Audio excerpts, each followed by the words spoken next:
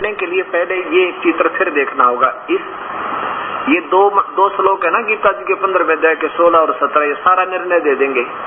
इसमें क्या कहा है कि ये सतिथि है पूरे परमात्मा सब ब्रह्मांडों की। ये तो है क्षर पुरुष, ये ज्योति निरंजन काल ब्रह्म।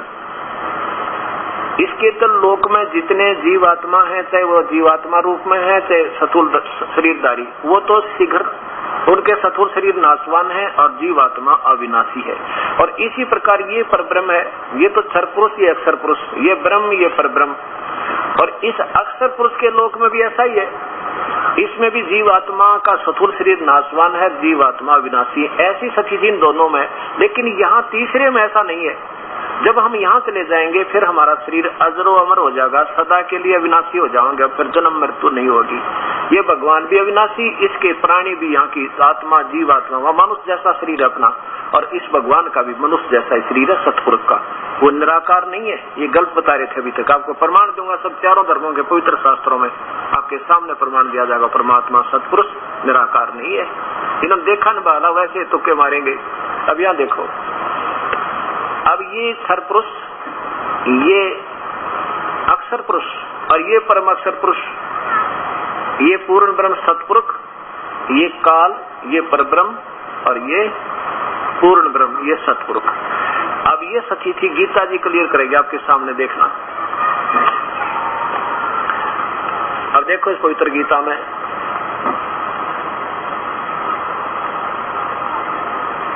अध्याय नंबर 15 का श्लोक नंबर 16 और 17 नीचे देखो।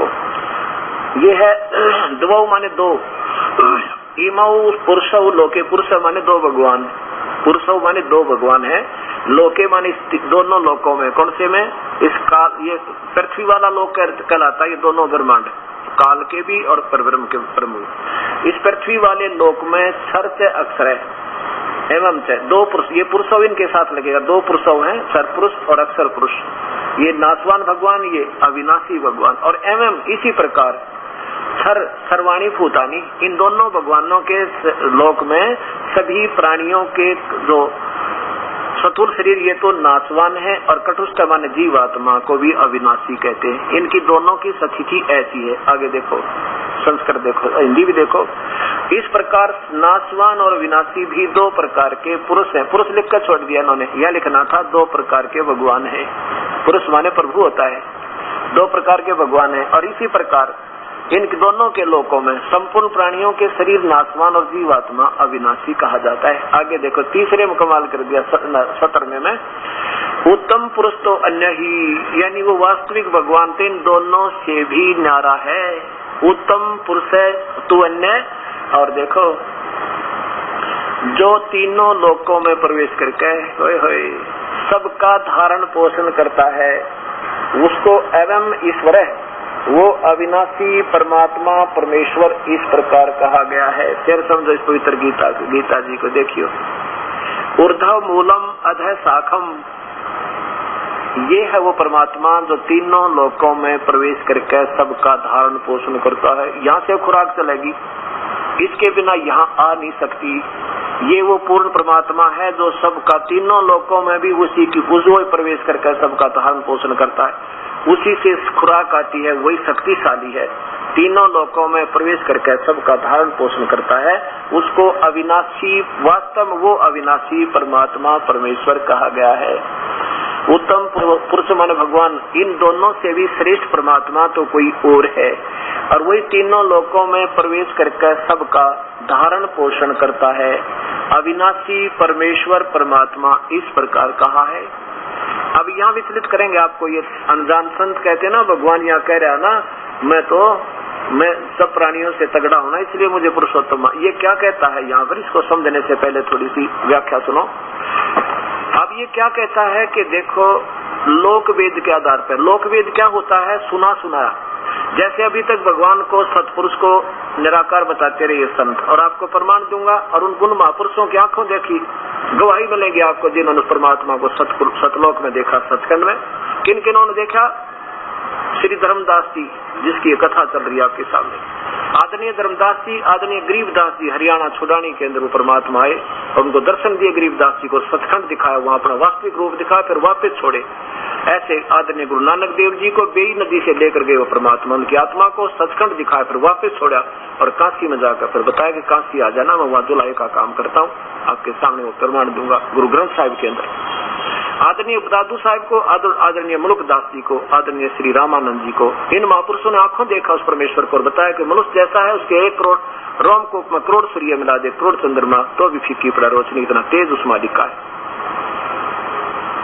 तो वो परमात्मा लोकवेद होता है जो सुना सुना ज्ञान, जैसे गीता में लिखा कुछ है और आप पूजा कुछ कर रहे हो, ये गीता के शास्त्र के विरुद्ध जो दंत कथाओं के आधार पर सुने सुनाए ज्ञान को लोकवेद कहते हैं। कबीर परमात्मा अपनी महिमा आप पर बताते हमारे को कि तुम ऐसे कर रहे थे, पीछे लग गया जाऊं था मैं लोकवेद के साथ, रस्ते में सतगुरु मिले फिर दीपक दे दिया हाथ। लोकवेद जैसे हनुमान पूजा करता पहला में, श्री कृष्ण का जन्माष्टमी का व्रत रखता था, मंगलवार का व्रत रखता था, ब्रह्मा विष्णु महेश को सर्वेश्वर महेश्वर मृत्युंजय मान के पूजा करते थे, वो लोकवेद था, वो दंत कथा थी, सुना सुना ज्ञान था, वास्तविक ज्ञान नहीं था वो। तो उस लोकवेद के आधार पर जो पूजा हम कर रहे थे, फिर वास्तविक ज्ञान हमें मिला तो वो त्याग के सतमार्ग मिल गया, ज्ञान रूपी चांदने में हम चल पड़े, ऐसा परमात्मा बताते। ये काल क्या कहता है कि मैं 21 ब्रह्मांड में, जो मेरे 21 ब्रह्मांड में, चाहे वो स्थूल शरीर में प्राणी है चाहे जीवात्मा है, इनसे मैं तगड़ा हूँ, अतीत हूँ, इसलिए मुझे पुरुषोत्तम कहते हैं, पर मैं पुरुषोत्तम नहीं हूँ, वो तो और है को भगवान, ऐसा समझो इसको। देखो मुख्यमंत्री कहेगा भी ठीक है, मेरे मुख्यमंत्री के प्रांत में तो मैं तगड़ा हूँ, पर सुप्रीम पावर नहीं हूँ मैं, वो तो कोई और है, ऐसा समझो। ये आज तो पढ़े लिखे बहन बेटी भाई बुजुर्ग सब जवान नौजवान बच्चे शिक्षित हैं, 2 मिनट में समझ में आओगे, अभी तक हमें कोई बताने वाला नहीं मिला था ज्ञान, इस तरह भी लिखा इसमें।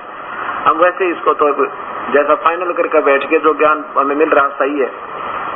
यहाँ देखो उस 15वें अध्याय का 18वां श्लोक, 17वां आपने सुन लिया, 18वें में क्या लिखा है, क्योंकि मैं युकाल बोला ग्रह, मैं तो नासवान जड़ वर्ग क्षेत्र से, यानी चाहे सथुर शरीर में मेरे लोक में चाहे देव है, चाहे महादेव बटा, चाहे अगर महाविष्णु में चाहे राजा रंग, इनसे भी और जीवात्मा से भी अतीत हूँ और अविनाशी जीवात्मा से भी उत्तम हूँ। इसलिए लोक में और इस वेद में, ये लोक वेद के आधार पर मैं पुरुषोत्तम प्रसिद्ध हूँ, लेकिन मैं पुरुषोत्तम नहीं हूँ। इसका सीधा सार से बने। अब हम फिर आते हैं बहुनाम 7वें अध्याय के 18वें श्लोक में, फिर आइए 19वें में कि बहुनाम जन्मानाम अंते ज्ञानवान माम प्रपद्यते, बहुत जन्म के कोई अच्छे पुराने एक जन्म में आकर पुण्यात्मा ज्ञानी